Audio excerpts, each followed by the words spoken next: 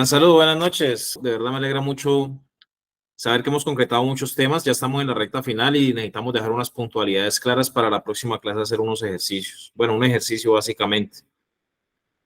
Primero que todo, pues agradecerles por la conexión, puntual sobre todo, y segundo, consultarles si me escuchan bien. Sí, profe, se estoy escuchando bien.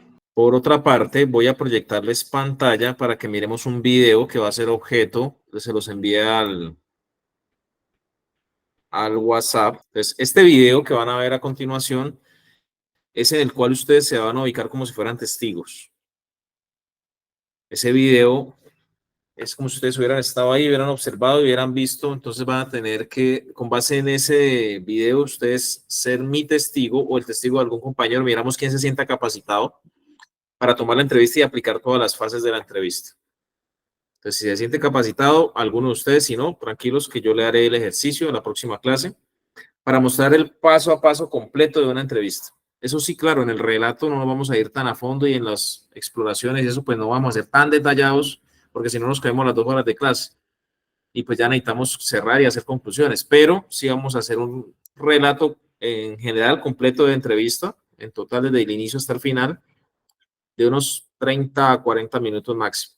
Bien, y como va a ser virtual, yo creo que está más corto.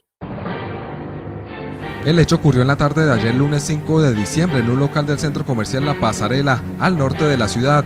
El video muestra desde el momento en que un hombre ingresa al establecimiento dedicado a la venta de aparatos electrónicos y hace creer al vendedor que está buscando un computador.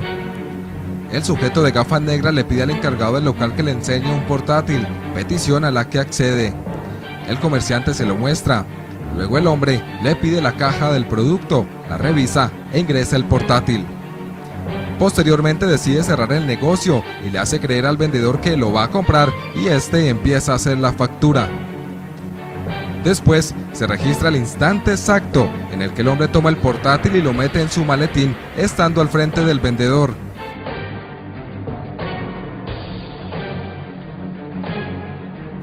Luego coge un directorio telefónico que al parecer llevaba con él y lo pone en la caja del portátil para simular el peso del equipo y la cierra, mientras el vendedor todavía sigue haciendo la factura. Después concluye el robo asegurándole que necesita ir al cajero por un dinero que le hace falta y sale del local con el portátil ya en su poder. Minutos después se dan cuenta del asalto. Las autoridades investigan el hecho. Algo que me gustaría a mí implementar si entrara a la fiscalía, que lo implementé cuando estaba todavía activo y trabajaba en contratracos, es que hay muchos delitos a los cuales no se les presta atención porque no revisten capacidad de judicialización y tampoco revisten, o sea, no tienen como un renombre, digámoslo así, por resultado que son delitos que afectan a la comunidad, pero que no tienen como un impacto, como decir homicidio, terrorismo, secuestro, extorsión. Entonces, por lo tanto, no se les da como ese realce que requiere y por lo tanto no se les investiga adecuadamente. Hagamos un segundo de silencio aquí. Entonces, es el delito de las estafas. Muchos de los que estamos aquí hemos tenido lastimosamente algún familiar en nuestros hogares o nosotros incluso, algunos pueden haber sido objeto de estafa. ¿Sí o no? Pueden haber sido objeto de estafa de muchas maneras. Cuéntenme de pronto, no nombres de familiares ni nada, pero sí alguna de las modalidades de estafa en las que haya caído algún familiar, amigo, algo que ustedes recuerdan. La NX, ¿Cómo es la de supuestamente dice que van a enviar la plata de algún producto. Ajá. Hacen el pantallazo igual, le dan el nombre de la persona, todos los datos, pero entran directamente desde un computador, le bloquean el nick y cuando se va a entrar aparece bloqueado. De pronto por el afán y el azar entregan el producto y cuando menos se dan cuenta solamente fue un peso que le hicieron y se llevan el producto.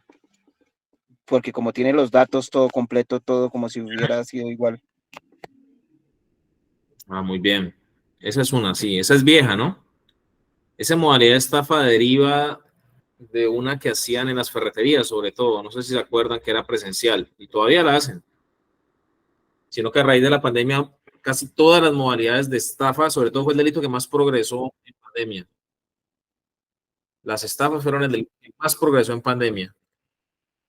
Y casi que todas las modalidades de estafa migraron a la ciberestafa, pero todavía algunas se aplican presenciales. Por ejemplo, esa que me estás contando, Nelson, en Aima, que hacía una persona cuando llega a una ferretería, tipo 10 de la mañana, 11 de la mañana. Hagamos favor, es que necesito un pedido de 500 bultos de cemento, esto, lo otro, pedía 5, 7, 8 millones de pesos en productos. Le pago con un cheque, en esos pesos, hablando de hace años, ¿no? Cheque, pan, lo entregaba. Cuando la persona se metía al sistema, precisamente en ese momento, o iba al banco a verificar el cheque, en ese momento, porque en ese tiempo no era tanto sistema y no que iban al banco a verificar o llamaban al banco, ya no estaban las encargadas, estaban almorzando, entonces pues no se puede hacer la verificación. Y justo en ese lapso de tiempo, el mediodía, llegaba un camión a cargar lo que había encargado la persona. Lo que pasa es que me mandó el señor tal. Sí, pero es que estamos esperando que se confirme el pago. Ah, no, yo no sé, pues ya lo llamo.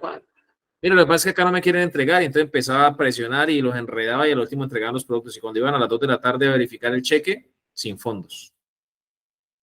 Ejemplo de lo mismo, pero mutación.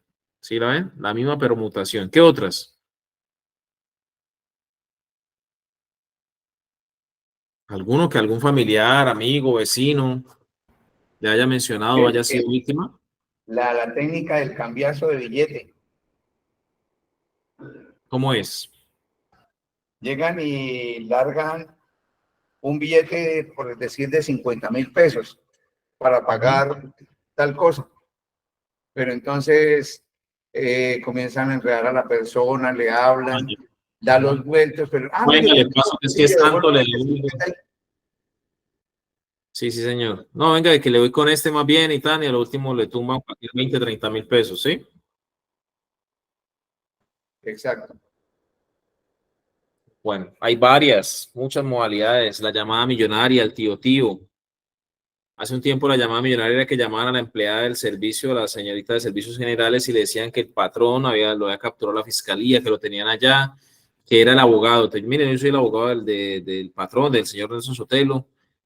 Lo que pasa es que lo tienen acá en la fiscalía, lo tienen capturado, no puede hablar, no puede llamar, no puede nada. Entonces, regálame un segundo que vamos a estar ocupados, ya vuelvo y le marco. Al rato, él me dice que saque todas las cosas de valor porque le van a ir a allanar la casa, que las guarde y las tenga en su poder, pero espérese que ya le voy a dar instrucciones, regálame un segundo y al rato le llaman.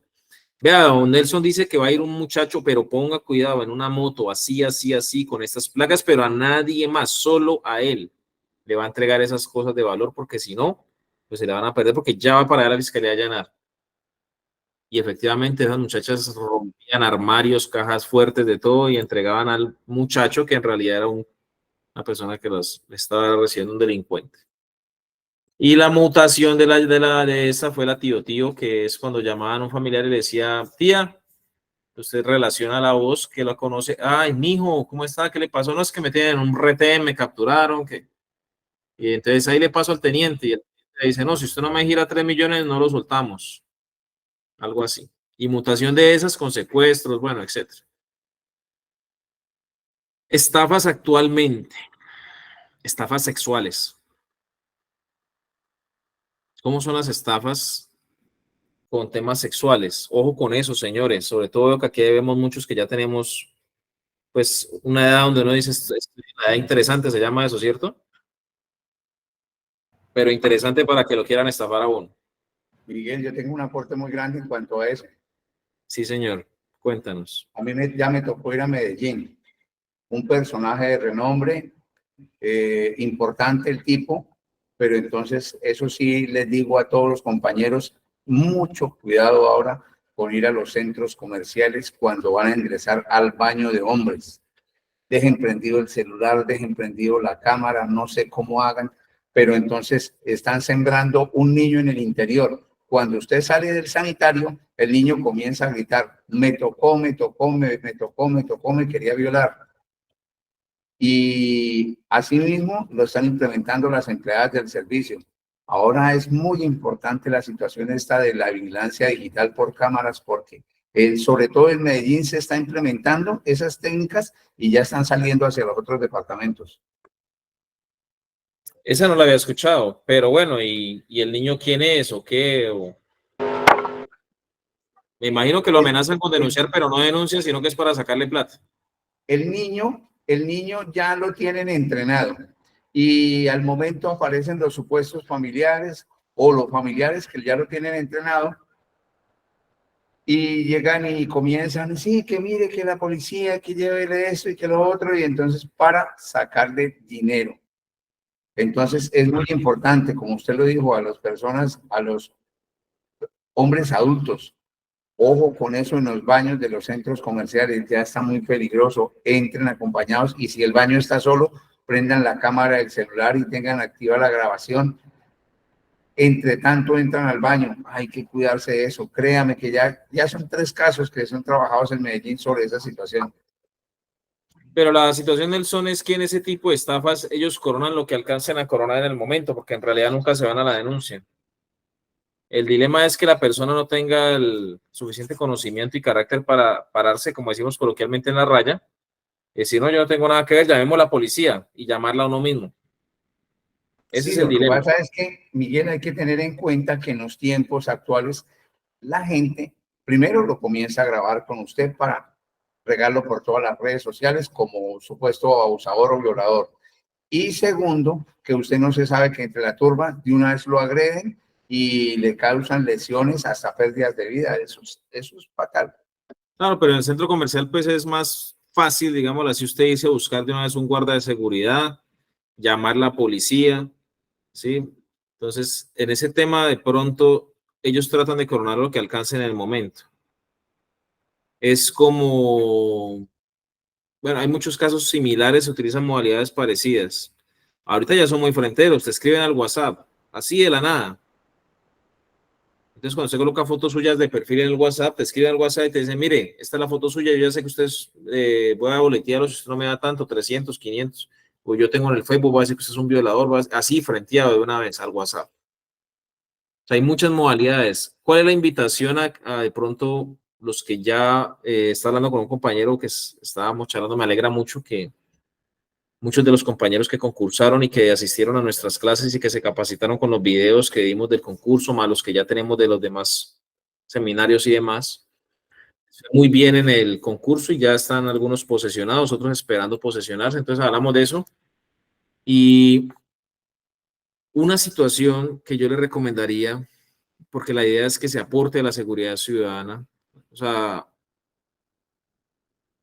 los delitos de alto impacto, terrorismo y esas cosas, claro, son difíciles y, por ejemplo, acá en el Cauca está bastante complejo, en el Valle está bastante complejo, pero lo que más siente la gente, lo que más le duele a la gente es cuando le roban el celular, cuando lo roban en la calle, cuando se le meten a la casa, cuando le roban el negocio, cuando lo estafan, cuando, bueno, ese tipo de delitos que le llaman hoy en día de convivencias y seguridad ciudadana, perdón, no de convivencia, de seguridad ciudadana, porque los otros son de crimen organizado.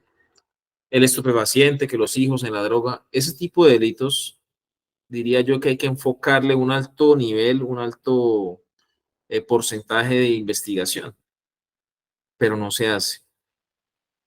Entonces, si alguno de ustedes me está escuchando o en diferido y hace parte de la fiscalía, hace parte de la SIJIN de investigación, denle verdadera aplicación a la criminología, generen buenos análisis criminales que lleven a estructurar grupos y esas estructuras desarticularlas. Pero no nos dediquemos solamente, y qué pena el llamado de atención, a cumplir con la estadística. Es que el año pasado se sacaron 10 operaciones y este año toca sacar 11. No podemos sacar más porque si no para el otro año nos revientan. Eso también es falla del sistema. Es que usted tiene que incrementar la operatividad al 10% cada año.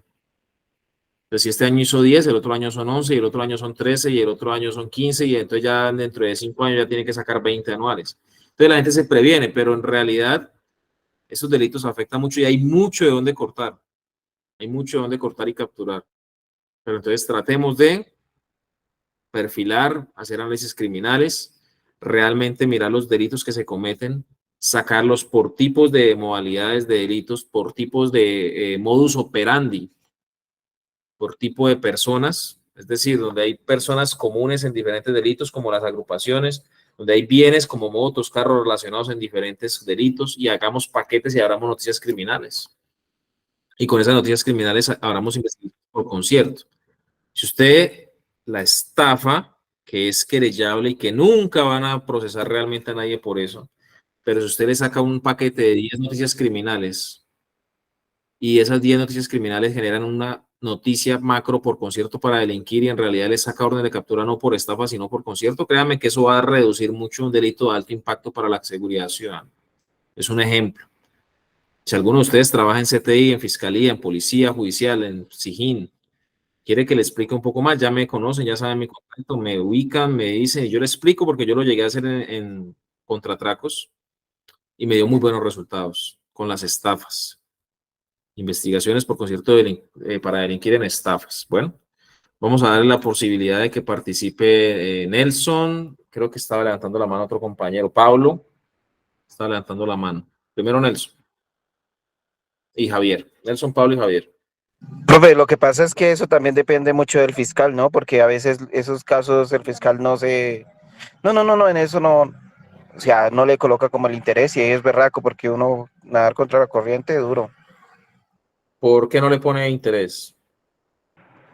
En el caso mío era de menor cuantía y no, o sea, no tenía que ser algo que, entre paréntesis, para que lo entiendan los compañeros, un valor o algo que de verdad sea como noticia.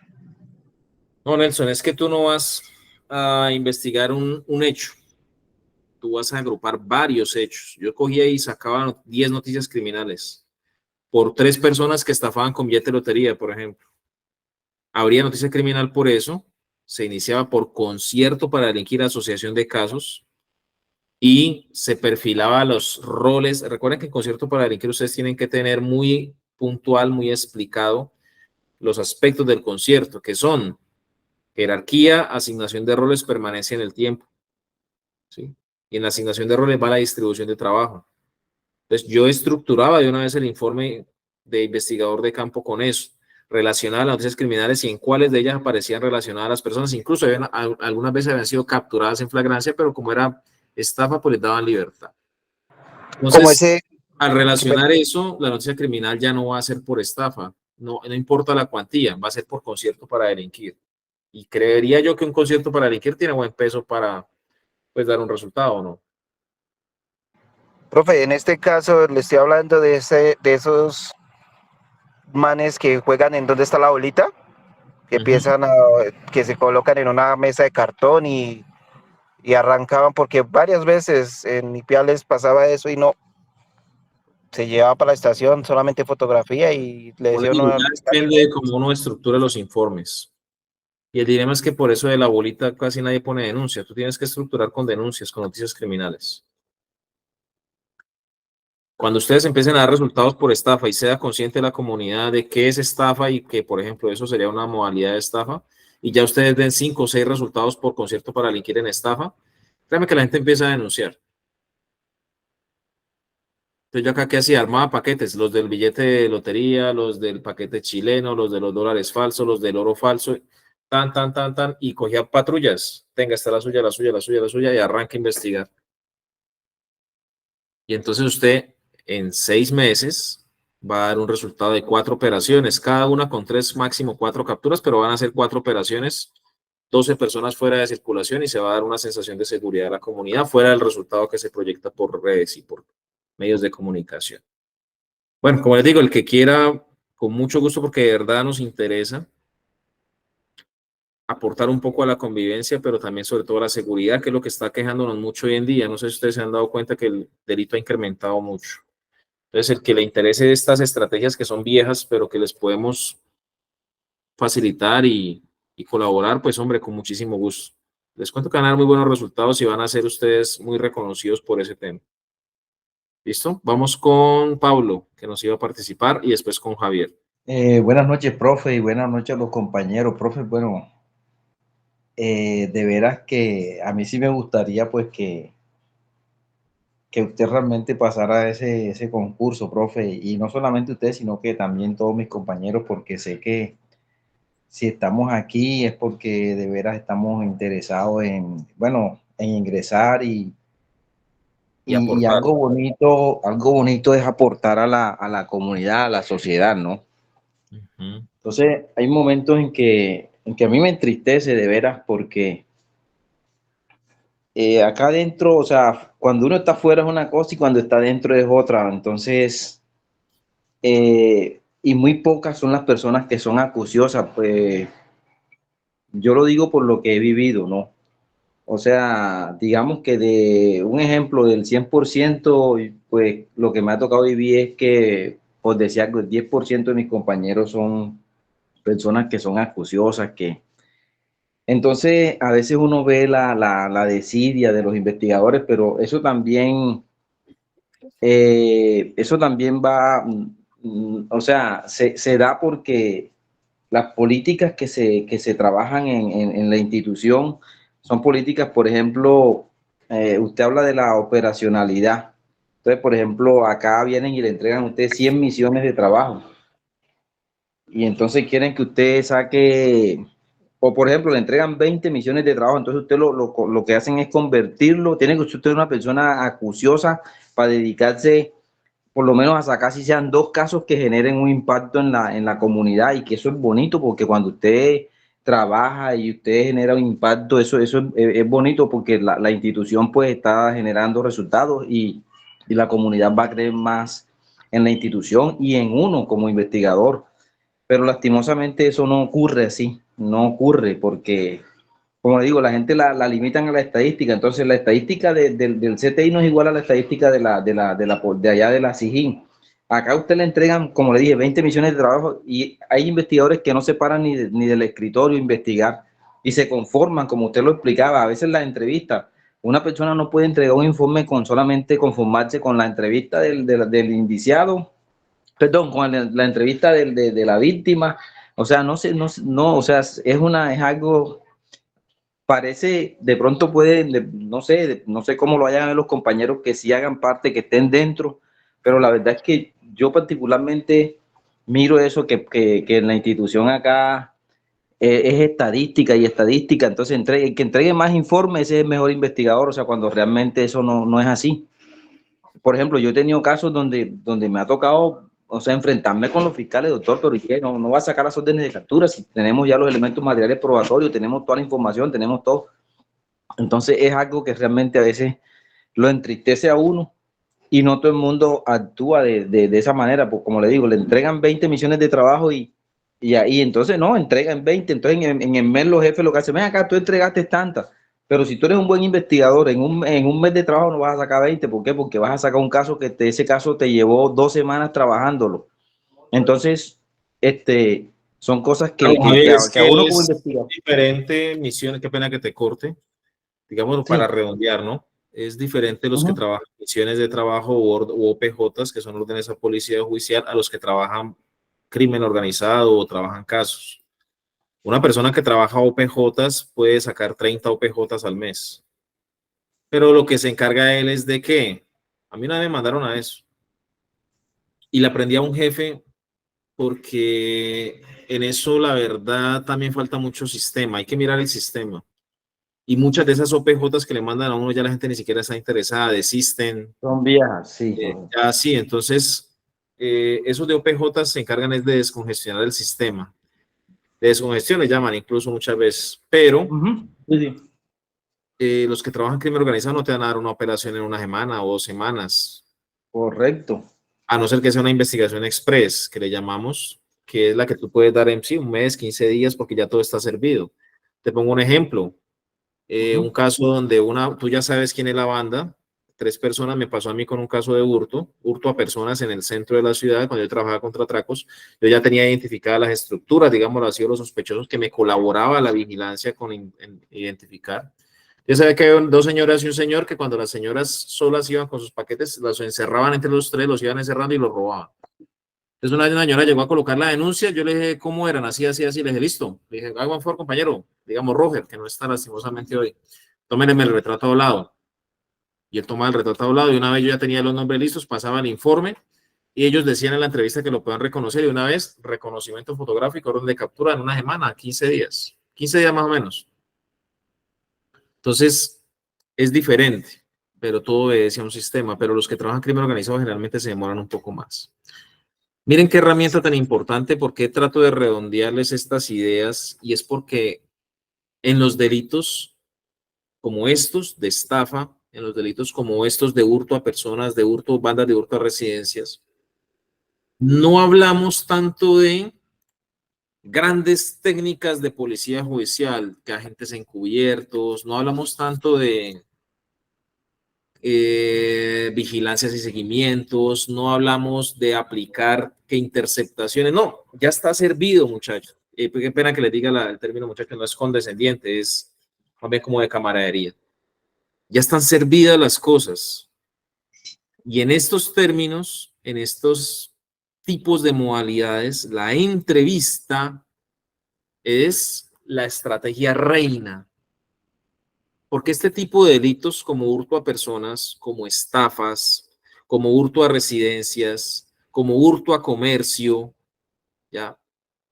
Este tipo de delitos no requieren de grandes técnicas de investigación. ¿Requieren de qué? De que usted ubique 5, 6, 7, 10 noticias criminales de la misma modalidad, o sea, mismo, primero, vamos desglosando, mismo delito, hurto, misma línea, hurto a personas, y misma modalidad, hurto a personas mediante atraco 3 personas, digamos, un grupo de 3 personas que cierran las señoras.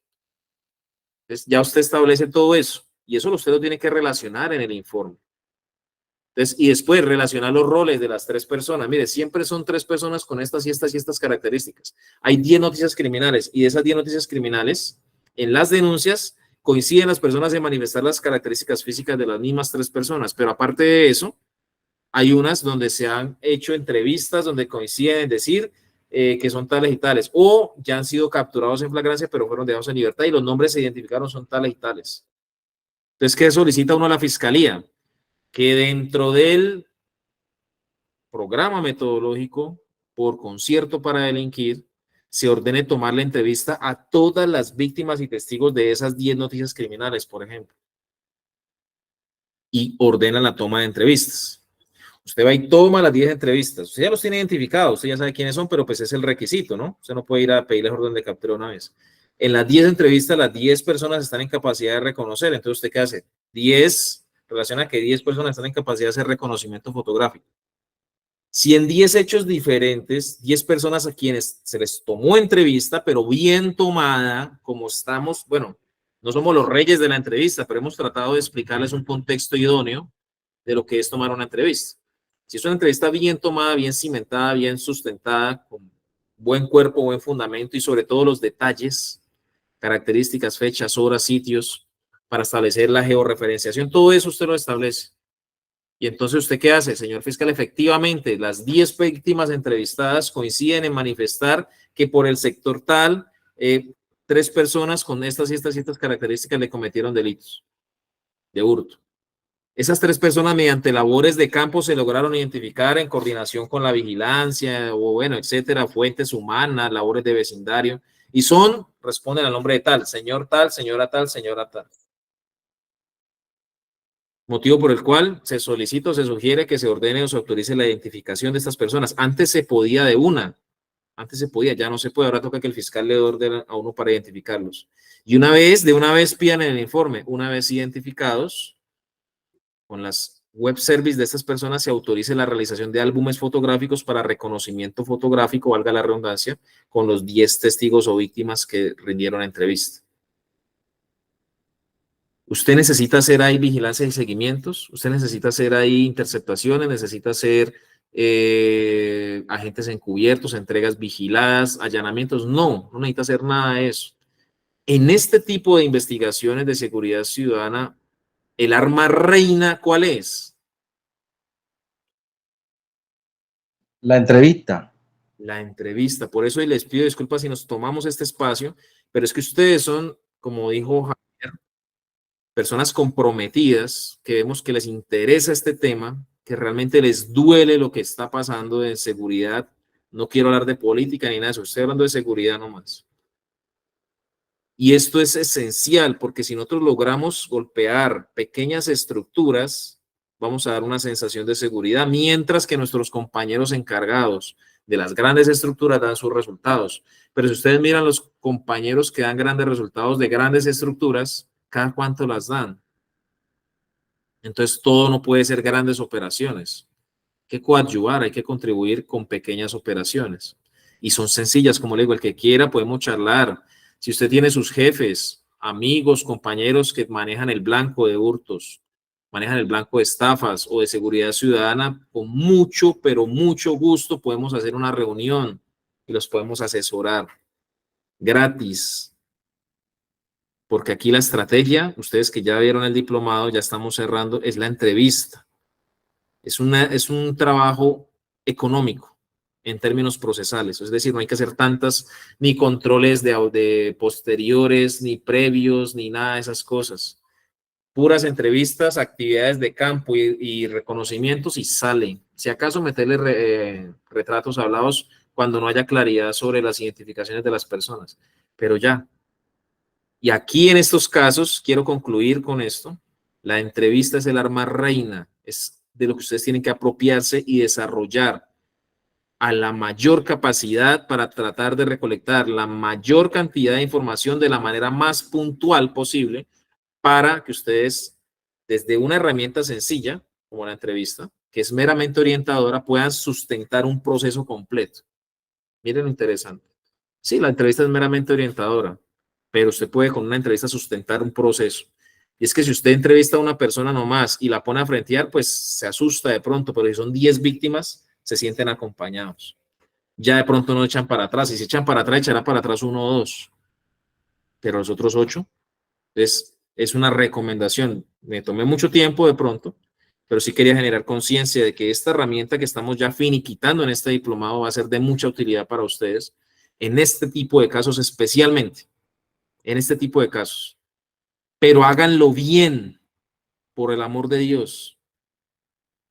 Si ustedes van a un sitio, ¿cómo es posible que van a un sitio, una persona coloca una denuncia y dice, ay, es que en el sitio estaba una señora que es vecina mía, y no entrevista a la vecina?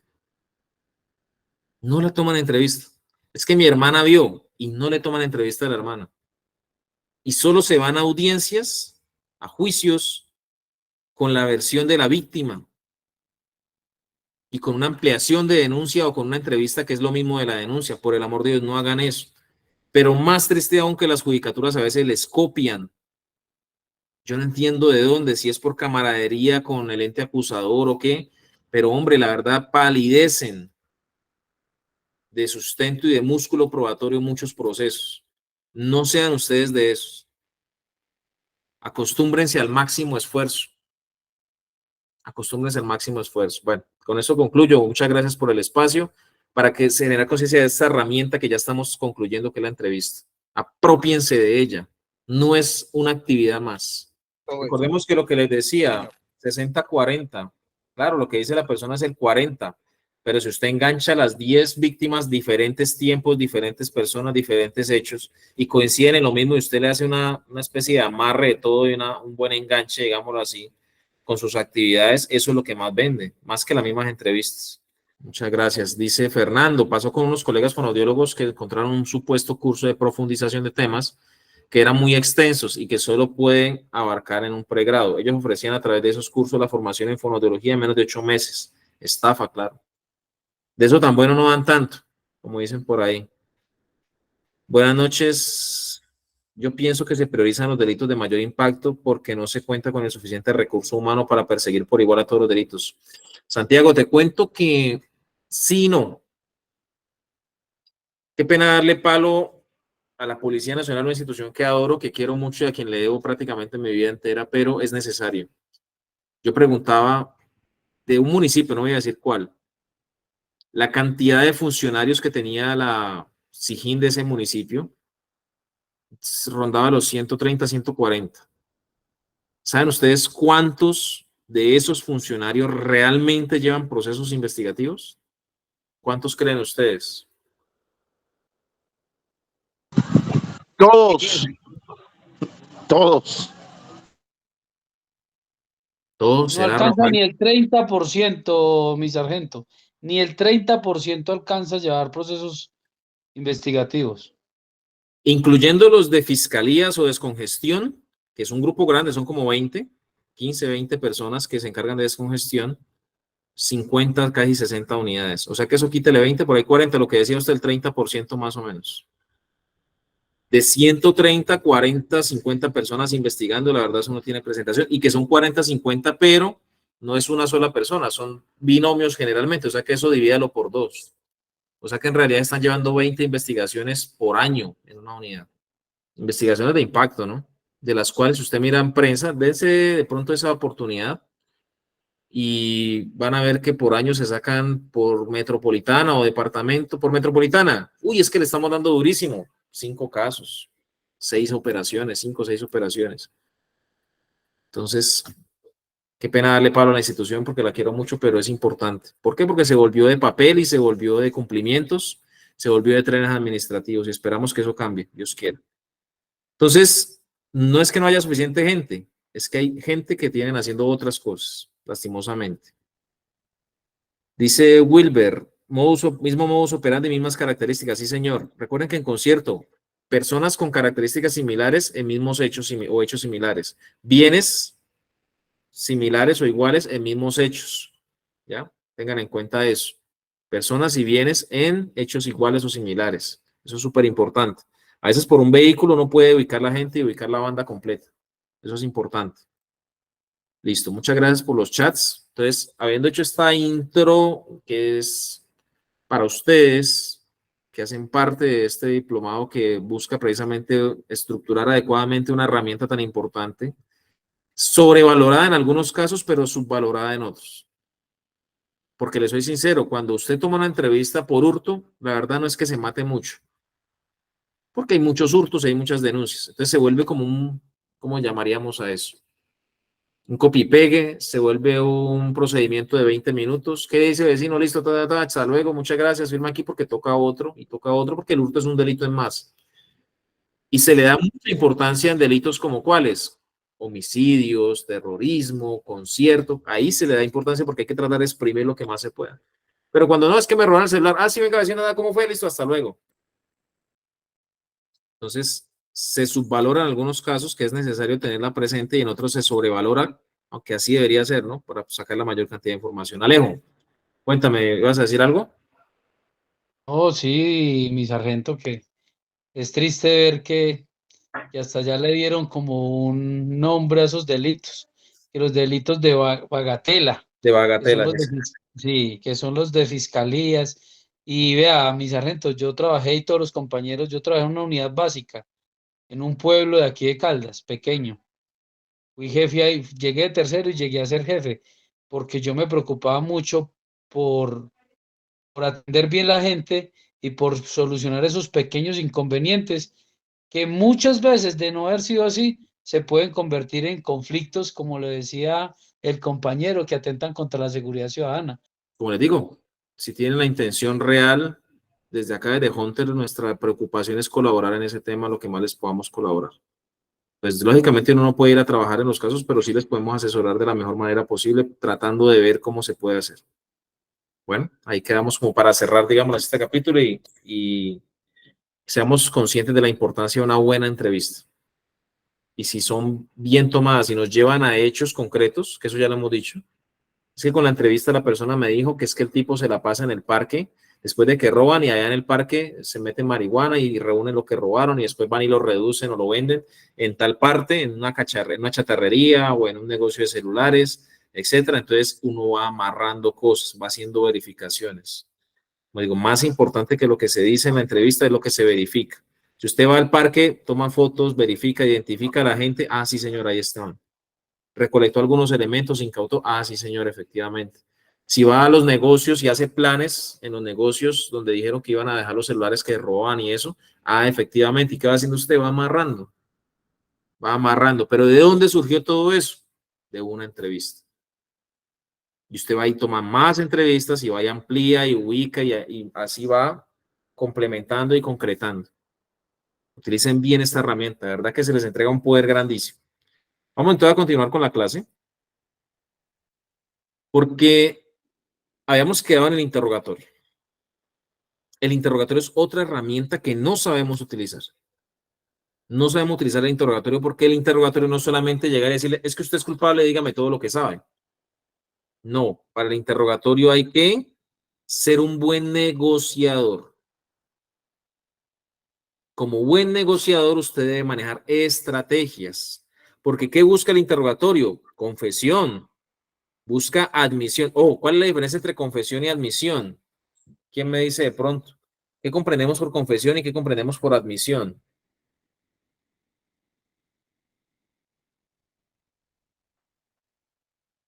La Confesión general. confesión, Miguel, la Sí, sí. confesión pienso que es un hecho que sucede a una logística de entrevista, a una labor concienzuda, cuando la persona se ve acorralada y que no siente mérito a seguir corriendo, dice, bueno, voy a confesar. Y lo otro es Lego. una aceptación voluntaria. Una admisión o aceptación. Entonces, confesión es cuando la persona voluntariamente, por arrepentimiento, cargo de conciencia, se siente que lo van a coger, bueno, etcétera, va y se entrega y dice, sí, yo lo hice. Y admisión es cuando, por ejemplo, lo que pasó con Nelson el jueves, que hicimos el ejercicio donde él empezó como un testigo, pero se convirtió en indiciado. Y al último, viendo, como dijo Nelson, que estaba acorralado, que habían elementos en contra de él, o no sé, bueno, usted ya le manifiesta o le muestra. Dice, vea, qué pena, pero es que hay un video donde lo implican a usted. Entonces, ya viéndose acorralado con sustento para que lo puedan condenar, pues admítese, no, sí, qué pena, yo fui, tal cosa, venga, ¿cómo es? Confesión es voluntario, admisión es aceptación de algo que ya prácticamente me están revelando y ya me cogieron, pues prácticamente. ¿Qué más busca? Información de inteligencia. Las entrevistas, saliéndonos del contexto del interrogatorio, pero también los interrogatorios, buscan información de inteligencia. ¿Qué es información de inteligencia? ¿Qué creen que es información de inteligencia en un proceso penal? Ustedes, pero es que eso que tiene que ver con el proceso penal. Es información que No nos sé, me orienta. atrevería a decir que información de inteligencia puede ser una información que nos puede orientar, que nos puede guiar y llevar a algo. Y, o sea, no, digamos, no va a ser válida en el proceso como tal, pero sí nos va a guiar y nos va a orientar a llegar a una meta, digámoslo así, o un objetivo. Muy bien, muchas gracias. ¿Quién más? ¿Qué será información de inteligencia? Ejemplos. No es que yo tengo el número de la amante del cabecilla. ¿Será que eso sirve para el proceso penal? ¿Tiene alguna incidencia? Sí, claro, se puede hacer una interceptación. Pero en sí, eso ya nos va a llevar a una condena o tendrá algo que ver en el interrogatorio de pronto, o sea, como tal, no, pero puede avanzarse, ¿cierto? En una investigación y en esa investigación con interceptaciones y demás, con motivos fundados, pues lógicamente, porque no podemos interceptar porque sí, ahí ya vamos a mirar qué resultado nos puede dar. Efectivamente. No, es que yo sé la casa donde ellos van los fines de semana. Entonces, uy, pero ¿y ahí qué? ¿Para qué nos sirve eso? Ah, es que ya se reúne toda la banda a tomar trago después de que cometen los delitos. Ah, entonces sí nos sirve información de inteligencia. Con inteligencia no nos referimos a la CIA, a CIPOL, al B2, la brigada, el S2, eso no. Con información de inteligencia nos referimos a información que es útil para lo que decía yo cuando trabajaba hurtos y eso. Usted debe conocer el bajo mundo. No sé si me van a entender. Si usted está en un blanco X, usted debe saber quiénes son las bandas que se mueven en ese blanco, sí o no, dónde residen, tiene que saber cómo se mueven, tiene que tener lo que dice el libro del arte de la guerra de Sun Tzu, que el rey que no tiene espías, que no maneja información, está condenado a perder el trono. Ustedes vieron una serie que se llamaba Juego de Tronos, ¿sí o no? Ahí había una persona que se encargaba de una red de espías, que eran niños sobre todo, ¿sí o no? ¿Cómo es que le llamaban? Pero tenía un nombre y manejaba toda la información. Y así usted sabe cómo se mueven las cosas. Hay muchas entrevistas, sobre todo, y muchos interrogatorios que no nos sirven para el proceso, pero que nos ayudan a saber cómo se está moviendo el bajo mundo, cómo se está manejando la cosa. ¿Por qué? Porque usted debe saber para anticipar. A veces llaman fuentes, llaman personas y dicen, mire, por acá hay unas personas raras. Me pasó con un caso. Identificamos a las personas, no eran de la ciudad, nada que ver por acá, y ya, se verificaron. No más. Se tomaron los datos, se verificó la información, vehículo, en qué andaban, números de teléfono, tan, listo. Solamente una identificación con policías uniformados. Se hizo la verificación y la identificación. Resulta que estas personas después, ya en el bajo mundo, eran unas personas de la costa. Entonces ya empezó, es que por acá vinieron y hicieron una embarrada, perdón el término, una embarrada a unos manes de la costa, que eran unos manes así, así, así. Uy, espérese un momentico. Nosotros los tenemos identificados. Entonces, eso es información de inteligencia. No se puede descartar, hay que recibirlo. ¿Qué pasaría? Porque ellos hicieron la embarrada y se fueron y ni más se volvieron a ver por acá, pero donde no se hubieran identificado por manejar la información de inteligencia, no hubiéramos tenido acceso a los datos para después poder vincularlos a los procesos. Eso es información de inteligencia. ¿Y quién más que un interrogado, es decir, un indiciado o imputado, alguien que ya está metido en el cuento, que cometió el delito o tiene algún nivel de participación en él, para darnos la información de inteligencia? Es decir, que nos va a servir para conocer cómo se mueven las cosas. ¿Sí me hice entender de pronto?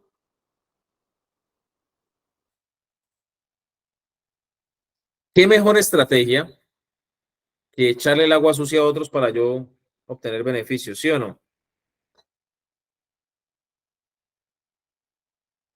¿Se han visto o han escuchado esa serie que se llama El Cartel de los Sapos? ¿Por qué creen que se llama El Cartel de los Sapos? ¿Qué trasfondo real tiene el nombre de esa serie? ¿Qué trasfondo real tiene?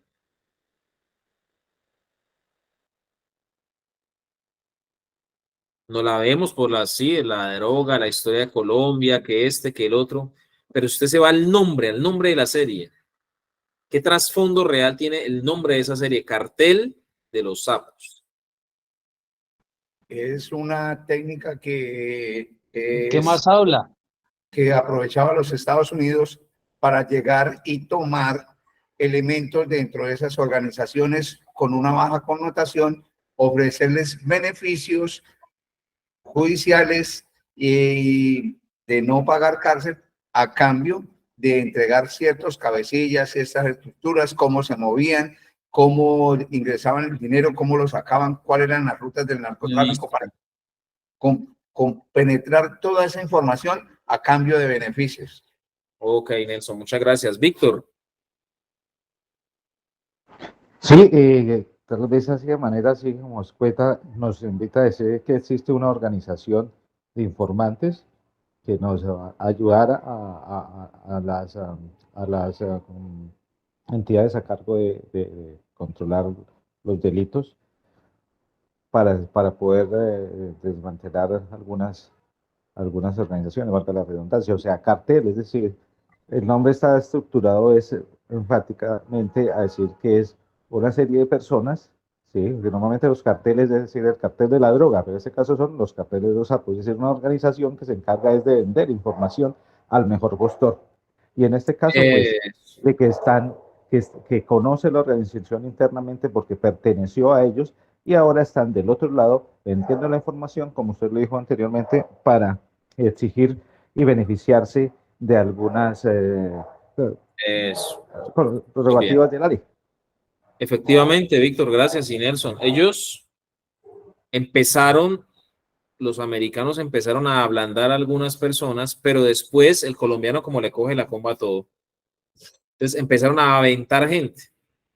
Y cuando le caían a la gente, lo que hacían era tratar de voltearlos, no de judicializarlos, sino voltearlos.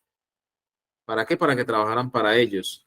Y ya los colombianos, como son tan abejas para eso, no somos abejas para otras cosas, pero para eso sí, le buscamos el negocio rápido a todo. Entonces, ¿ya qué hicieron estas personas? Empezaron a buscar narcotraficantes y reclutarlos. Vea, hermano, yo tengo un amigo que ese man le puede colar. Usted está metido en la vuelta. Pues diga usted si esto se va a acabar. Si usted quiere irse para el fondo, para el hueco con estos manes, o más bien tener libertad, legalizar una platica, venga para acá, no, y empezaron a armar un cartel. Entonces, listo, no vamos a entregar todo, asegure su caletica, de tan, y ya le aventamos gente por aquí, gente por acá, y ahora sí, usted va y paga poquito en Estados Unidos, sale y queda con su plata. Ejemplo, ¿no? Entonces, ya montaron fue un cartel. Entonces, ¿qué mejor manera de ganar beneficios que señalar a otras personas? Aprendan a negociar con esto ustedes. Lo que yo les decía la vez pasada, si son dos, uy, eso es me he dicho, es una belleza cuando usted coge dos al tiempo. En un proceso, en una flagrancia, para un interrogatorio. ¿Por qué? Porque usted prácticamente les vende la idea de que eso es como una prueba de supervivencia. El primero que pega, pega dos veces, digámoslo así. Entonces, hermano, o es usted o es él. ¿Y qué cree usted que está haciendo él en la otra oficina? ¿A quién cree que está aventando? Entonces empieza usted a dañarle la cabeza, ¿sí? A dañarle la cabeza. Y entonces, con esa dañada de cabeza hace que él de una vez. Con esa dañada de cabeza hace que él de una vez. Esas son estrategias subliminales o mensajes implícitos, se llama eso. No explícitos. No decirles que si usted usted tiene que aventar a este man, no tiene que, no, eso es un mensaje explícito. Un mensaje implícito es como cuando hablamos, no sé, como parecido a como la forma en que hablan las mujeres, mejor dicho. No sé si me hago entender. Las mujeres son expertas en mensajes implícitos.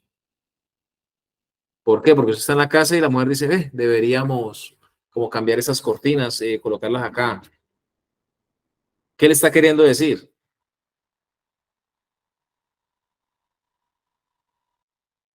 ¿Qué está queriendo decir?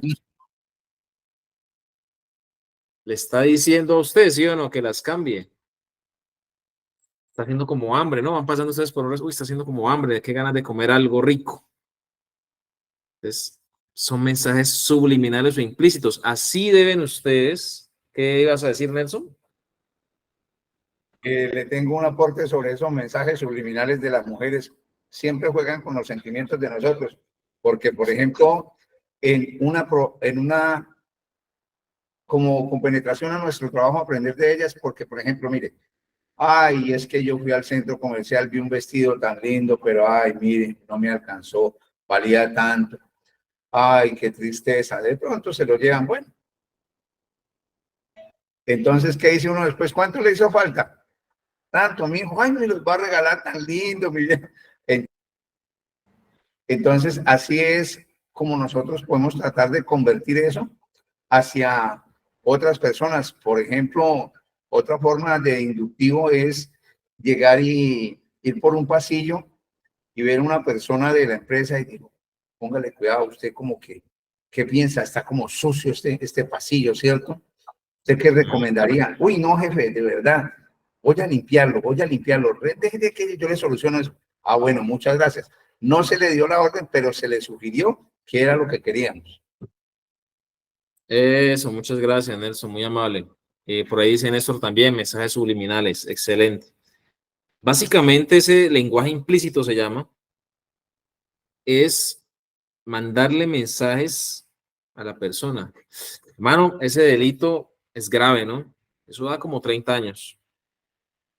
Ahí pues es una pena bastante compleja. La persona que sea condenada por eso, de verdad, tiene que empezar a contar cómo es que le va a ir con ese tema. Entonces, no se le dice que lo van a condenar a 30, pero de una vez se le dice la cantidad y eso ya lo va ablandando.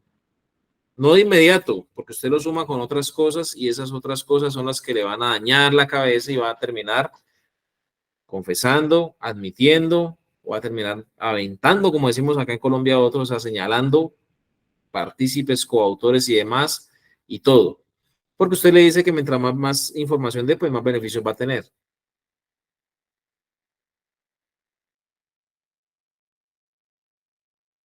Ojo, algo importante, el interrogado tiene unos derechos.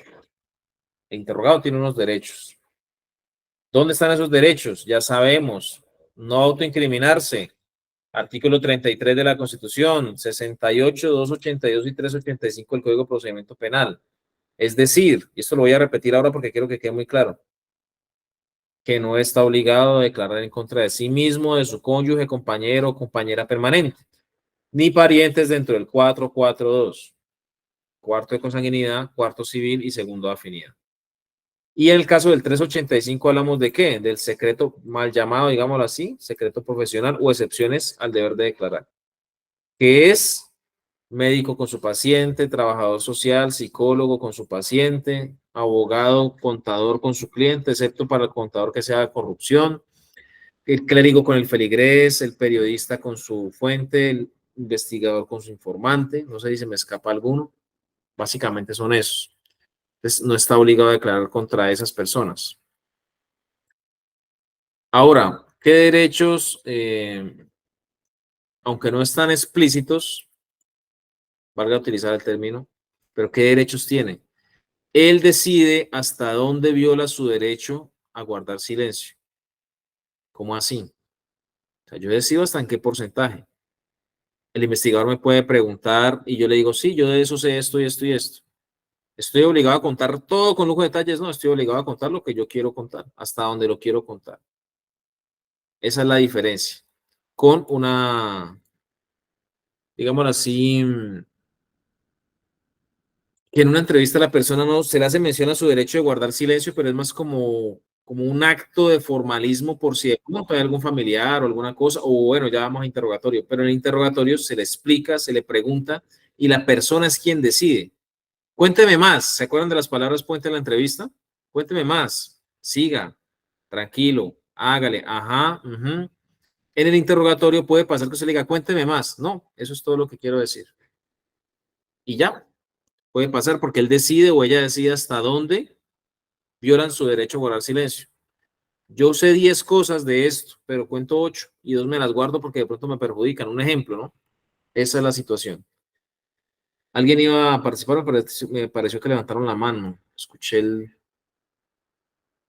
la alarma de la participación. Miguel, es un aporte pequeño, no sé qué tanto entre dentro del interrogatorio, pero yo creo que tiene mucha conveniencia. Es resultante, por ejemplo, usted nos envió un video o acabamos de ver el video de la persona que estaba viendo el celular, se dedicó a hacer la factura, lo robaron, bueno, esto. Pero volteémoslo a lo que estamos aprendiendo en este curso. ¿Cómo lo enfoco yo? Hay dos aprendizajes de ahí. Primero, que nunca debemos perder de vista al entrevistado por obvias razones. La malicia, siempre la desconfianza. No es que debemos desconfiar de todo el mundo, pero siempre la malicia debe estar presente. Y lo segundo, la labor de verificación. Asimismo, otro video muy importante que hace poco, que es muy triste para muchas personas y de los presentes acá, fue el asesinato del policía allá en la ciudad de Bogotá.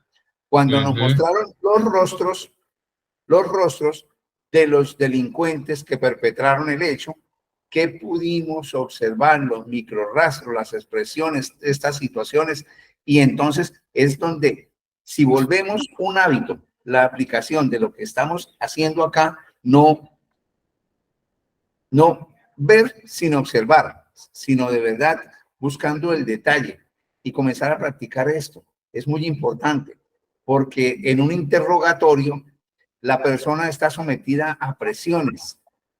Y en esto es muy importante la capacidad analítica, el mantenerlo siempre observado, vigilado en los movimientos, expresiones, para que nos dé por cuál lado le vamos a dar más duro o le vamos a preguntar más fuerte. Muy bien, Nelson, muchas gracias. Bueno, el punto C es que si la persona contesta, o sea, si accede a contestar, usted debe tener la capacidad estratégicamente de incidir en su respuesta. O sea, la respuesta obedece a la pregunta. Hay un libro que se llama La respuesta está en las preguntas.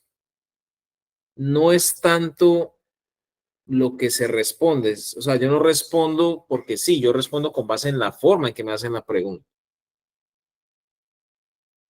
La forma en que se pregunta lleva implícita, lleva incluida, digámoslo así, la capacidad de respuesta. Si yo simplemente pregunto, dígame qué pasó, pues va a ser una respuesta escueta por parte del interrogado, pero si yo le digo, Cuénteme lo que usted sabe respecto de el vehículo donde iban unas personas que desde ese vehículo dispararon. Estamos hablando de interrogatorio, ¿no? No de entrevista, porque acuérdense que en la entrevista lo estamos contaminando. Entonces, al sitio llegaron unas personas en un vehículo, dispararon contra un señor, uno se bajó, hizo unas actividades, de raíz de esto se perdió un dinero, bueno, le cuentan más o menos, sí, cuénteme usted qué sabe de eso, porque es que tenemos unos elementos donde relacionan unas personas y hay un elemento vital que puede vincular a varias personas en este hecho. Recuerden, no sean así pues frenteados, pero sí le van llevando. Entonces, dependiendo de la forma que usted le pregunte, él va a saber qué tanto conoce usted. Acuérdense que hablamos de eso. Digamos lo que ellos le están midiendo el aceite a usted todo el tiempo. Si usted no va al interrogatorio con las recomendaciones que le dijimos, conocer los hechos, conocer quiénes fueron, al parecer, o al menos datos, detalles del delito, elementos, cosas que se perdieron, que se dañaron, las armas, ¿sí? El modus operandi, por dónde se fueron, todo, posibles alias. Si usted no conoce toda esa información, pues no va a ir a un interrogatorio. Usted va a ir a que le cuenten lo que le quieran contar, porque el delincuente que usted va a interrogar le va a medir el aceite todo el tiempo y va a saber o va a probar hasta dónde sabe usted para saber hasta dónde le puede mentir. Entonces, si él le contesta o ella le contesta, va a ser con base en la pregunta que usted hizo. No está obligado a responder. Debe ser libre. Pero si responde, también va a decidir hasta dónde quiere responder. Y dependiendo de cómo usted pregunte, va a ser la respuesta. Ojo con eso, preparen bien sus preguntas. Conozcan del caso. Ahora, ¿cómo así que el interrogado decide, no el abogado? No entiendo eso. ¿Quién me lo explica? El interrogado es quien decide, no el abogado.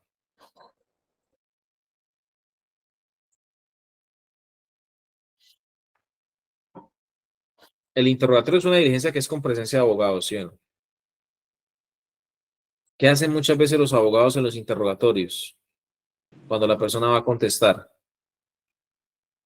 Ellos Meter la intervienen cucharada. y el Qué abogado pena está ahí es para que no se vulneren los derechos de su cliente. Pero muchas veces no cumplen solo esa función, sino que ¿qué hacen? Como dijo el compañero, intervienen, participan y dicen, no diga eso porque no nos conviene. Si usted ha trabajado bien al interrogado, si usted lo tiene bien dañada la cabeza en el buen sentido de la palabra, ¿no? Lógicamente, o sea, bien trabajado. Pasó un caso una vez, me quedé aterrado un compañero, creo que él tiene una capacidad desde lo espiritual, ¿no? O sea, desde lo espiritual él era muy apto, digámoslo así, para, no sé si convencer, pero sí como para permear, como para debilitar a las personas por esa parte de la fe y le daba buenos resultados. En ese sentido, una vez en un interrogatorio que lo vi que estaba realizando, alma bendita, él ya falleció. Un gran jefe, una gran persona, sobre todo, un gran ser humano. Y él les decía, tenía una palabra muy típica, les decía viejito. Pero mira, entonces empezaba a hablarles de la fe, de la espiritualidad, bueno, de todas esas cosas. Y en un interrogatorio una vez, el abogado le dijo a la persona, le dijo, no, ¿cómo se le ocurre? Y la persona estaba tan convencida, o sea, tan metida ya en el cuento de confesar, de aportar, que le dijo, no, déjeme que yo soy el que estoy hablando. Le dijo el cliente al abogado, perdón, el indiciado, pues, el interrogado al abogado. O sea, estaba tan montado en la película de confesar que ya no le importó. Yo me imagino, o ahorita pues ya analizando, que en la reunión previa que tuvieron hablaron con el abogado de que no iba a decir tal y tal cosa, que ni por el berraco. Pero estaba tan montado ya en la película del interrogatorio, tan convencido, ¿sí? Estaba tan trabajado que se le olvidó o vio o ya dijo, no, de malas, voy a hablar todo. Y el abogado le dijo, no, espere, no, yo soy el que estoy hablando, como quien dice, de malas. Entonces, si el abogado interviene, tienen que hacer ustedes una actividad. Yo te le recomiendo lo que dijo Andretti. Le recuerdo que usted, su participación es muy importante, pero es para esto y esto. solamente para ver que no se le vulneran los derechos a la persona, ver que estamos haciendo una buena actividad, que no estamos incurriendo en ninguna ilegalidad, no para decirle qué contestar. Esa no es su función. Le agradezco, por favor, me colabore. Antes del interrogatorio, claro, usted es el abogado. Eso, muy buen aporte, Fernando. Fernando dice, es decir, que el abogado es el que puede sugerirle ciertas cosas a la persona, al interrogado en este caso, antes del interrogatorio. Ya en el interrogatorio el que toma la decisión es el interrogado. O sea, ya en el interrogatorio el abogado no le puede decir, no, venga, que es que eso no nos conviene, es que hablamos de tal cosa, no. Antes sí, porque es el espacio que usted les da a ellos antes del interrogatorio para que se reúnan y miren. Incluso les decía a ustedes, han pasado casos, me pasó un caso, no muchos, a mí un caso nomás, que la persona estaba convencida de confesar en actos urgentes y cuando ya se le fue a tomar el interrogatorio se reunió con el abogado y a lo que ya íbamos a empezar, le explicamos el derecho, desea renunciar a él o continuar, no, ya no quiero. Pero venga, es que usted me dijo que sí, que va a dar interrogatorio, no, pero ya no quiero. ¿Por qué? Porque habló con el abogado y como dice Fernando, antes de el abogado lo asesoró y dijeron, no nos conviene, venga, esperemos, más bien más adelante hacemos un preacuerdo, miramos con qué tienen y si no tienen nada, pues nos vamos a juicio. Entonces lo convenció y ya en el interrogatorio dijo, no, ya no digo nada. El abogado lo asesora, pero si en el interrogatorio ya la persona dice, quiere contar o no y el abogado quiere intervenir, no se puede. No puede hacer intervenciones sobre responsabilidades, sobre datos. El abogado no las puede hacer. Si él le interviene una vez, aclare de manera amable, eso no es una pelea. 2 veces, venga doctor, le recuerdo, voy a dejar constancia que usted está interviniendo.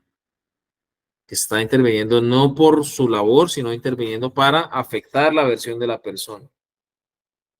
Tercera vez, ¿qué hacen ustedes si ya intervienen una tercera vez? Yo llamaría al fiscal del caso, Eso. Miguel. En la fuerza militar le dicen montar papa, ¿no? ¿Cómo ustedes le montan papa al abogado o a la abogada? Llamando, El como dice fiscal Alejo, coordinador. a la fiscalía, al fiscal encargado del caso de URI, ¿sí? Al fiscal del programa metodológico. Doctora, es que tengo una situación. Recuerden manejar los tiempos, no alterarse. Es que acá tengo un interrogado del programa metodológico que usted me ordenó o tengo un interrogado en actos urgentes y el abogado insiste en intervenir, no por su labor, sino intervenir para decirle a la persona que conteste o no conteste o qué contestar. Entonces, le voy a pedir el favor, doctora, si usted me le puede dar una asesoría o una explicación de que eso no se puede hacer, se lo paso. ¿Ya? Y ahí ya, listo. Eso es todo. No se pongan a pelear con el abogado. Hermano, ya le dije, doctor, aquí ya le expliqué, yo no sé cuál es lo que está pasando con usted. ¿O qué? ¿A qué vino? ¿Cuál es su intención? ¿Quiere que lo procese por obstrucción a la justicia? Como dicen algunos, yo no sé dónde sacan eso. ¿Quiere que lo procese por obstrucción a la justicia? Le dicen al abogado. Eso es en películas americanas. El abogado hasta se le reirá. Entonces, no peleen con los abogados, pero sí déjenles claro, desde su conocimiento, acuérdense que ustedes son los expertos en procedimiento, explíquenle que no tiene por qué intervenir en la versión del interrogado. Hay unas reacciones que tienen los interrogados. ¿Se acuerdan que manejamos la frase coloquial colombiana de 2 cucharadas de caldo y mano a la presa? Cuando usted va a interrogar a alguien, no es 2 cucharadas de caldo y mano a la presa. Eso tiene sus momentos, maneje los tiempos. Lógicamente, lo primero que pasa cuando la persona a usted lo frentea, digámoslo así, lo carea o le dice es que usted tiene algún nivel de responsabilidad, entonces vamos a hacer interrogatorio, se sientan, venga, cuénteme qué pasó cuando usted tal cosa. ¿Qué le pasa? Yo no hice eso, respete, ¿sí? Esa es la primera etapa de toda persona que es sorprendida o que siente que lo están atacando por algo malo que hizo. Si no, dígame los caballeros, cuando sus parejas le preguntan, ¿y esa vieja quién es? Perdón la expresión, ¿no? Con todo respeto. ¿Y esa vieja quién es? ¿Con quién acabaste de hablar? ¿Qué hacen muchos caballeros cuando se sienten cogidos, ya sorprendidos, digámoslo así? Que los pillaron, pues. ¿Cuál es la única que tienen para echar? Enojarse. Ah, pero esa joda suya toda hora. Entonces, primero enojarse. El interrogado se va a enojar. ¿Qué hago yo? Como me trata mal, se enoja, me habla duro, me enojo también.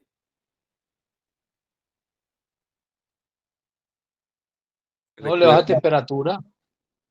recuerden que el único que sabe para dónde van las cosas es usted. Si usted sabe para dónde van las cosas, por lo tanto, usted va a saber que tiene que manejar los momentos y no se puede igualar. Vuelvo y le repito, léanse ese libro de inteligencia emocional. Aprendan a administrar y gestionar sus emociones. No se dejen permear, no se dejen inundar emocionalmente. Ustedes saben hacia dónde van las cosas. Él no sabe. Entonces, si se enoja, si se emberraca, si se quiere rasgar las vestiduras, empieza, perdón la palabra, sí, les pido disculpas por esta grosería que voy a decir, pero empieza a putearlos, como dicen coloquialmente en Colombia. Es que ¿qué le pasa? Respete, hijo de tantas, que ¿usted qué va a hacer? Es que tombos, hijo de tantas, es que esos de la fiscalía son unos y yo no sé cuántos. ¿Qué va a hacer usted? Ahora, si usted es parte de la defensa en una entrevista y le salen con esas, ¿qué va a hacer usted? Tiene usted que tener efectivamente paciencia, tolerancia, porque usted sabe que usted no es un hijo de tantas, perdón la expresión, usted sabe que la persona lo está haciendo como mecanismo de protección. Eso es un mecanismo de protección, el enojo. Si usted espera que pase ese, digámoslo así, ese momento, esos minutos donde se va a enojar la persona, le da espacio a que se le acabe la gasolina, digámoslo así. ¿Qué va a pasar después cuando usted lo va llevando y lo va llevando y lo va llevando? Es que usted no se imagina lo duro que es ser pobre. Cuéntame, primero vamos con Wilber, ¿y quién más iba a participar? Wilber primero y después miramos quién. Jefe Miguel, no, en medio del interrogatorio, de esas situaciones, de la misma entrevista, es muy importante manejar mucho la empatía. O sea, incluso si uno se ve en desventaja, es importante. Eso hace parte de las habilidades para negociar y para no perder el dominio sobre la actividad que se está realizando. Andrea Chikatilo, sé que es el nombre, pero no me acuerdo de la película. Ajá, Ciudadano X, perdón. Es casi Ciudadano X, se la recomiendo. Ciudadano X es una película de un sujeto que era maltratado, le hacían bullying en el trabajo. Su esposa lo trataba mal, lo humillaba y de repente cuando iban a tener relaciones sexuales no podía sostener una erección y eso lo frustraba. ¿Ya? Entonces, ya una vez con una prostituta, quiso unas relaciones por allá en un sitio, no podía sostener una erección y eso lo frustraba. Entonces, una vez tuvo una relación con una prostituta, como no podía sostener la erección, ella se le burló y terminó asesinándolo. Y cuando la estaba asesinando, pudo sostener la erección, se masturbó y pudo precisamente tener esa satisfacción. Entonces, ¿qué hizo él? Empezó a buscar niños en las estaciones de tren y lastimosamente asesinarlos y cuando estaba cometiendo el homicidio tenía su erección y podía tener su orgasmo. Ya al final de la película hay un psiquiatra que con base en el estudio criminológico y victimológico, porque también mira a las víctimas, él dice, ojo, no, ¿se acuerdan que yo les dije a ustedes que eran estrategias de negociación o de interrogatorio? Le dice, porque ya lo habían cogido los investigadores, a presionarlo, a atacarlo, sí, a hostigarlo, a tratarlo mal, y nada, varios días. Y llega este psiquiatra, que lo lleva el investigador del caso, y él ya había hecho un perfil de este victimario. Y él empezó diciendo, me da pesar de la persona que comete estos delitos, porque es una persona que yo creo que sufre de esto. Es una persona que se ve que sufre de abusos, de maltratos y humillaciones. señor empezó a deprimirse y a llorar, no es que usted no sabe lo que es vivir la vida que uno vive, bueno, no estoy como contándoles con detalle, pero sí básicamente eso pasó. Entonces, segundo punto, si usted sabe tocar el corazón, el espíritu, la mente, o no sé, pues el alma o como le quieran llamar, pero que toca esas fibras sensibles de la persona que cometió el delito, va a llegar a un estado de depresión, es decir, sentir tristeza.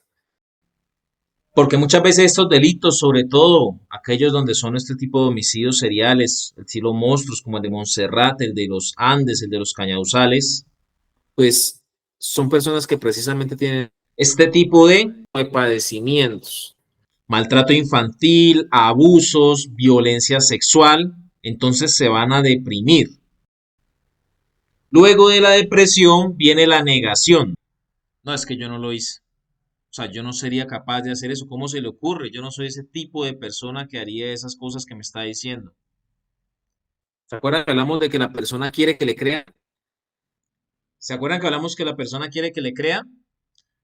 Entonces no le está contando la verdad a usted, quiere convencerlo de la versión que le está manifestando. El modo, no sé si lo han visto ustedes incluso en películas, modo negación. No es que eso no puede haber pasado, yo no, ¿cómo haría eso? Y le muestran fotos. Miren cómo quedaron los niños, las víctimas. No, es que yo no, o sea, yo no sería capaz. ¿Usted me ve a mí como alguien capaz de hacer eso? No, no, no. Es negación. Tranquilo que eso es una etapa. Sígale trabajando la mente. Que después de la negación de la persona de cerrarse a la banda y no, ¿cómo se le ocurre? Yo no haría eso. Usted le muestra fotos de las víctimas, por ejemplo, de los hechos. No, míreme, yo cómo se le ocurre que yo voy a hacerle eso a una persona. Yo no sería capaz, es que eso es algo de otro mundo, eso no lo haría sino un monstruo. Entonces se niega y cuando ya ve que hay más elementos, usted lo sigue trabajando y le muestra que hay más en su contra, le sigue dañando la cabeza.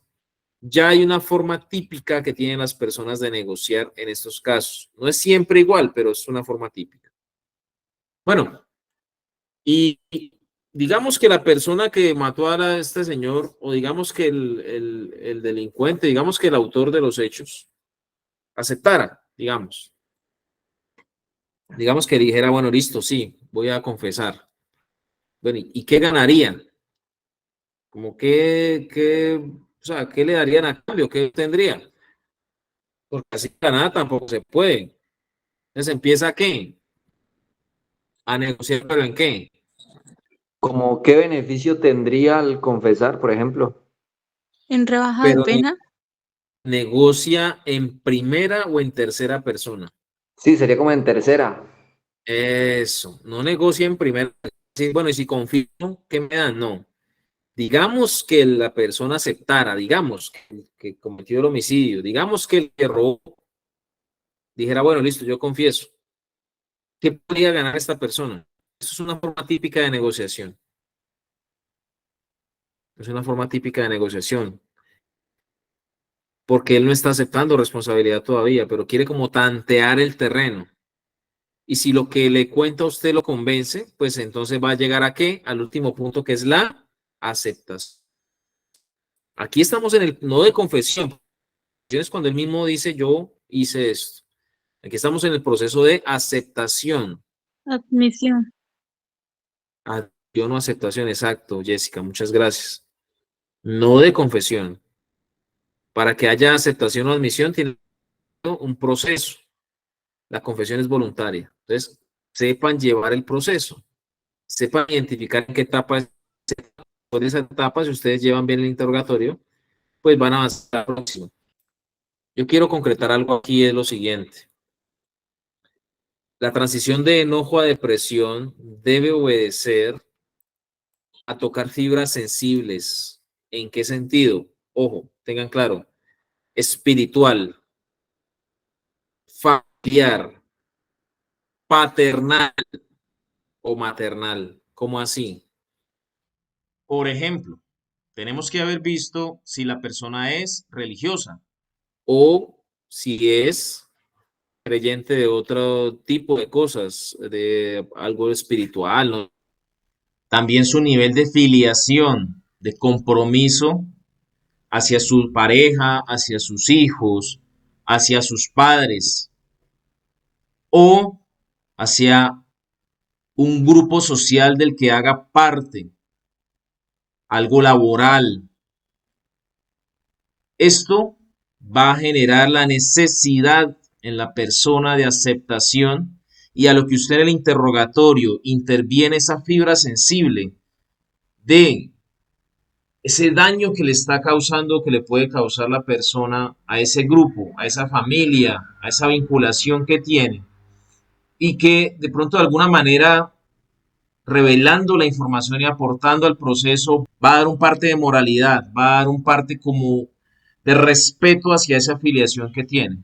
Si usted logra transitar adecuadamente por cada una de estas etapas, pasando del enojo a la depresión, logrando surcar la negación, avanzar de manera consciente en la negociación, lógicamente sin mentirle a la persona, manifestándole lo que realmente le pudiera ofrecer el proceso o la fiscalía, por ejemplo, los beneficios, si es que los tiene, porque recordemos que hay delitos que no otorgan beneficios. La condición de servidores públicos en muchos casos no otorga beneficios, entonces no se pueden ofrecer beneficios que no existen. Pero sumado a los beneficios procesales, debe usted darle a entender los beneficios morales, espirituales, personales, familiares, de tranquilidad, de sosiego que va a tener cuando acepte, cuando admita el delito que cometió, y que esto de alguna manera va a contribuir a la sociedad y a esa afiliación que tiene, que les manifestaba, de la familia, de la fe, etcétera, etcétera. Si usted logra avanzar por todo esto, efectivamente va a llegar a la aceptación o admisión de la persona dentro del proceso. Y con esto concluirá usted adecuadamente todo el interrogatorio. Bueno, no queda más que agradecerles por su participación. Que tengan muy buena noche. Nos vemos la próxima.